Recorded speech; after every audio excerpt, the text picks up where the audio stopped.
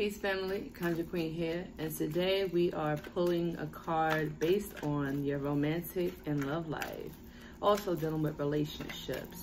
So focus on the cards.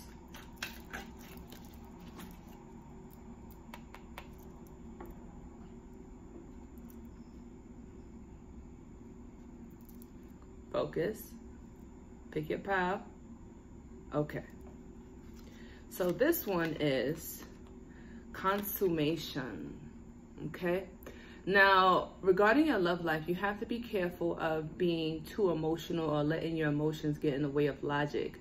Sometimes when we're in love with someone, we can see only the good in them, which in turn, we can kind of lose sight of the red flags. They could be a narcissist, they could be an abuser, they could be a cheater or a user.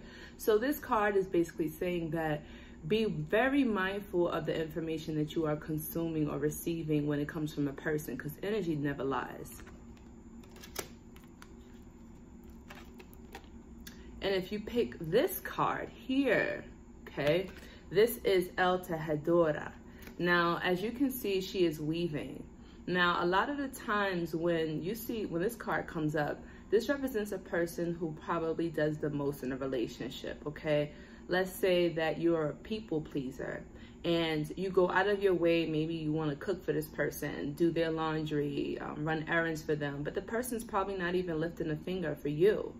So be aware if you're giving too much in a relationship, and this applies also to friendships, to colleagues, to peers, because when you're a people pleaser, people can sense that you're trying too hard, and people like that tend to take advantage of you.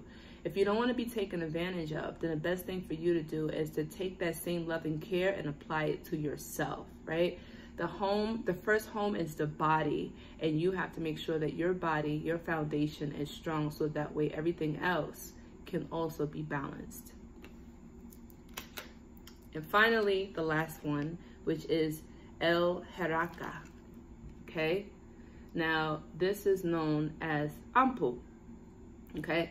Now, he's coming forward at this time. Ampu is known as being the guardian of the dead, or the gateway of the dead, or the transition between two different worlds. Now, regarding love, when Ampu comes up in this particular reading, it's saying that you have to be wary. Sometimes your ancestors may step in and sabotage a relationship if it's not really for you, okay? This can also represent karmic things. Sometimes love can still follow us even after death, which is why some people may have spiritual attachments to them from past lives, which is why their relationships can't prosper, because they still have an entity from the past sabotaging them. Now, Ampu comes forward. You can definitely work with Ampu to help you to cut karmic ties, as well as to cut cords with spiritual entities that you don't want connected to. There are such things as spiritual marriages. Now, if you don't want to be connected to this entity, if it's an incubi or a succubus or an incubus, right? This entity can drain your energy. So Ampu is basically coming forward to say that sometimes we have to cut ties with the past, right? Death, transition, transformation, endings. It's time to cut those cords and to move forward, so that way new things and new life can form.